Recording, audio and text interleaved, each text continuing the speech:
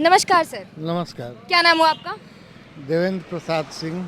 क्या लगता है आपको 2024 के लोकसभा चुनाव में किसकी सरकार आनी चाहिए? आनी चाहिए मोदी की सरकार। मुद्दे क्या रहने वाले वोट देने के? जो जिस तरह से सामाजिक तौर पर हम्म उन्होंने विकास का कार्य किया, चाहे वो कोई भी वर्ग हो, हम्म उसमें मोदी को आना बहुत ज़रूरी है। अगर मोदी नहीं आया तो फिर इसी तरह के अराजक तत्व आएंगे और उसी तरह की सरकारें रहेंगी। किस प्रकार के अराजकता की बात कर रहे हैं, सरकारों की बात कर रहे हैं, आप हाँ, बताएंगे थोड़ा? जैसे जैसे सपा में लोग थे, हम्म अतीक से लेके मुख्तार तक पूरा पूर्वांचल प्रभावित था। हम्म किसी की आज भी तो मुख्तार अंसारी का सपोर्ट करते हुए दिख रहे हैं। उनके एक नेता देखा गया था कि मुख्तार अंसारी के घर भी पहुंचे थे। नहीं, नेता पहुंच रहे हैं, नेता भी पहुंच रहे हैं, सपा के लोग भी पहुंच रहे हैं, और भी लोग पहुंच रहे हैं, लेकिन ऐसे नेता की ज़रूरत है समाज में। मुख्तार अंसारी और अतीक जैसे नेता की ज़रूरत है। मुख्तार अंसारी को तो मसीहा बता रहे हैं कुछ लोग, यहाँ तक कि विपक्षी नेता भी बता रहे हैं। वो बताने दीजिए, उससे थोड़े पूरा समाज प्रभावित है। कुछ परसेंट हो सकता है, लेकिन ये कहिए कि पूरा समाज प्रभावित है, ऐसा कोई बात नहीं। तो आप लोग क्या सोचते हैं, यहाँ की जनता क्या सोच रही है? यहाँ की जनता, यहाँ ये मुख्तार अंसारी का ही इलाका है। जी। इसमें चूँकि जातिवादी व्यवस्था जो बनाई गई है, उसमें जात से हट के जो सोच रहे हैं वो अच्छा सोच रहे हैं। तो कहा जाता है, मऊ में जब मैंने बात की कुछ लोगों से, तो वो लोग कह रहे थे हिंदू मुस्लिम को साथ में लेकर के वो चलते हैं, किसी से भी भेदभाव नहीं करते हैं, सबकी अपीलें सुनते हैं जो भी उनके दरबार पे पहुंच जाए। तो आप दरबारी हो तब न हिंदू हो। पहले पहले तो मुसलमान हैं, आप हिंदू हो के दरबारी जब बने हो तब तुम्हारी सपोर्ट करेंगे, इस तरह से नहीं करेंगे वो। जब उनके सहयोगी बनोगे, दरबारी बनोगे, तब वो सपोर्ट करेंगे तुम्हारा। तो आप लोग क्या सोच रहे हो, जो लगातार सोशल मीडिया पे या फिर देखा जाए सैटेलाइट टीवी पे भी ये बात चल रही है कि जो मुख्तार अंसारी की जो डेथ है वो एक नेचुरल डेथ है या फिर हत्या समझ रहा है, क्योंकि कुछ लोग बोल रहे हैं कि जहर दे दिया गया है। नहीं, ऐसा है कि ये तो डॉक्टरों की बात है, कैसे हत्या कैसे मरा वो डॉक्टर अपना रिपोर्ट देगा, लेकिन वो परिवार ये कह रहा है कि जहर दिया गया, स्लो पॉइजनिंग। आप लोगों को क्या लगता है, उनकी मौत से आप लोग दुखी है? नहीं, भाजपा के लोग दुखी नहीं, जो भाजपा के लोग हैं वो दुखी नहीं है। जो भाजपा के वो दुखी नहीं है। हाँ, नहीं। हाँ। आप इस तरह समझो कि इस इलाके में 40 हत्याएं हुई हैं। 40 हत्याएं की है मुख्तार अंसारी ने।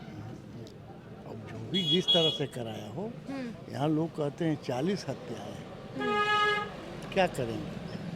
दहशत के मारे हम भले आपका जवाब ना दें, आपको ना बोलें, यही बात है।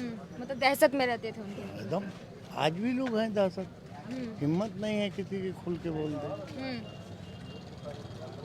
तो मतलब आप बता रहे कि पूरा गैंगस्टर ही है वो। हाँ हाँ, पूरा गैंग है। अरे क्या तकलीफें उठानी पड़ी थी जब तक वो विधायक रहे थे यहाँ गाजीपुर के? किसको? जनता को? हाँ। जनता गाजीपुर में तो यहाँ के विधायक रहे नहीं है, मऊ के रहे हैं ना। मऊ के रहे। यहाँ पर भी दबदबा उनका बना हुआ, आपके पड़ोसी है। पड़ोसी है, इसलिए दबदबा था। हम्म मुख्तार अंसारी माफिया थे, उनके लोग शूटर्स थे, लोग डरते थे। तो योगी सरकार में ऐसा क्या है कि जो कुछ सपोर्ट मिलता था यहाँ से? राहत मिली है, राहत है योगी सरकार में। अब उनके जो शूटर भी हैं अब भग रहे हैं, वो ये नाम नहीं निकालना चाहते कि हम मुख्तार अंसारी के साथ। पहले और अब की राजनीति में क्या बदलाव आप देख पा रहे हैं यूपी में, भारत में? भारत के यूपी में बहुत बदलाव हो गया। जैसे बताएंगे? आप जब से योगी आया है तब से राजनीति ने दूसरा मोड़ ले लिया। कहते हैं मोदी योगी जी गुंडागर्दी करते हैं। कह ले, वो गुंडागर्दी करते हैं चाहे जो भी करते हों, लेकिन कहीं भी उन्होंने आतंकियों के साथ जो भी किया हो, चाहे वो अतीक हो, चाहे मुख्तार हो, चाहे जो भी हो, लेकिन डॉक्टरों ने नहीं दिया मुख्तार को भी कि नहीं जहर दिया गया है, उन्होंने तो हार्ट अटैक ही बताया हार्ट है। अटैक बताया है, सारे न्यूज पर है। हम्म, अब ये लोग कहते हैं कि स्लो पॉइजनिंग है, हम्म, क्या करेंगे? हम्म, आप मोदी को कहिएगा कि स्लो पॉइजनिंग दिवा दिया, योगी को कहिएगा स्लो पॉइजनिंग दिवा दिया, हम्म, लेकिन मेडिकल रिपोर्ट तो है नहीं। हम्म, जांच होने वाली है, हम्म, जांच होने जा रही है, क्लियर हो जाएगा कहाँ क्या है। तो शासन व्यवस्था योगी बाबा आने के से सुधर गई है। खुश हैं आप लोग यहाँ पर? हम बदलाव देख व्यक्तिगत पा रहे हैं? हम व्यक्तिगत खुश, व्यक्तिगत खुश है। राजनीतिक नहीं है, हम किसान आदमी हैं। सेफ्टी ज्यादा बढ़ गई है क्या? हाँ, सबकी बढ़ गई। पहले खतरा महसूस करते थे। हाँ, कहें आपको हम बोल नहीं सकते थे, हम्म, कुछ भी बोलेंगे तो आप दूसरे ढंग से ले लेंगे मेरी बात को। हम्म, मुझे डर था, हम्म। अब किस चीज का? वैसे जान जाने का? हाँ, अरे कहें कुछ भी जाएगा, हम्म, धन जाएगा, जान जाएगा, परिवार जाएगा। बताइए, योगी की सरकार आने के बाद क्या बदलाव देख रहे हैं? जैसे कि आप ये सारी बातें आप सुन रहे हैं, जो आपके बड़े बुजुर्ग कह रहे हैं, तो उसके बाद आप लोग कैसा महसूस करते हैं कि जब योगी बाबा हैं तो? कानून प्रशासन बहुत अच्छा हो गया है और माफिया या तो प्रदेश छोड़ चुके हैं या तो सुधर गए हैं या तो कब्र में पड़े हुए हैं। और मुख्तार अंसारी संगठित अपराध के जड़ में था इस क्षेत्र में। वो पूरे क्षेत्र को कहिए तो एक तरह से बिगाड़ के रखा था। हर गांव में एक माफिया उसके गुर्गे पड़े थे जो उसके लिए वोट लूटते थे, उसके लिए काम करते थे, उसके कहने पे हत्याएं करते थे। तो बहुत बड़ा वो मसीहा नहीं था, वो एक माफिया था। और मुख्तार अंसारी को बहुत बड़ा माफिया बनाने में उसको एक राजनीतिक संरक्षण बसपा के द्वारा या सपा के द्वारा उसको दिया गया, इसलिए वो इतना बड़ा माफिया बना, नहीं तो वो इतना बड़ा माफिया बन नहीं पाता। मतलब पुराने आपके पूर्व मुख्यमंत्री बनाया करते थे। हाँ, जिसमें बसपा और सपा का बहुत बड़ा हाथ है। जो अब गुंडा राज खत्म है ना? गुंडा राज अब कोई सामने से आके इतनी बड़े कांड नहीं कर सकता जो मुख्तार किया करता था एक टाइम पे इधर। या तो किसी को मार देना, इस रोड पे इस टाइम कोई नहीं चल पाता था, उसका इतना दहशत था।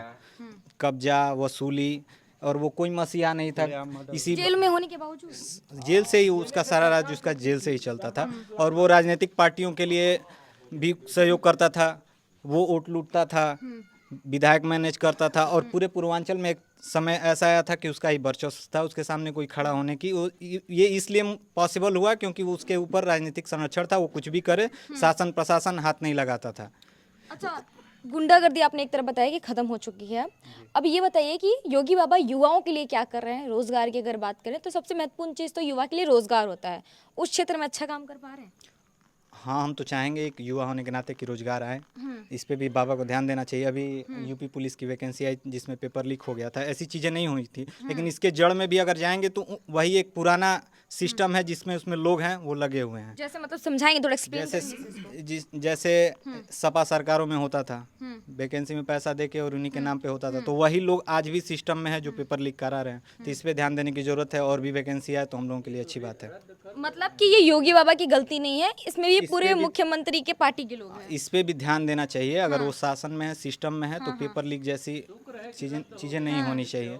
और तो जो उन्होंने तुरंत एक्शन ली पेपर लीक होने के बाद कि जो एग्जाम रद्द कर दिया, तो उसके बाद युवाओं में क्या मतलब क्या प्रभाव पड़ा इस चीज़ ये का? अच्छी बात है। पेपर जल्दी कंडक्ट कराए, 6 महीने का टाइम उन्होंने लिया है। अगर कराएं और अच्छे ढंग से हो जाए। एक और पेपर आया था, वो भी लीक हो गया था इससे पहले। ये इन सब चीज़ों पे रोक लगे और भी वैकेंसी आए तो अच्छी बात है।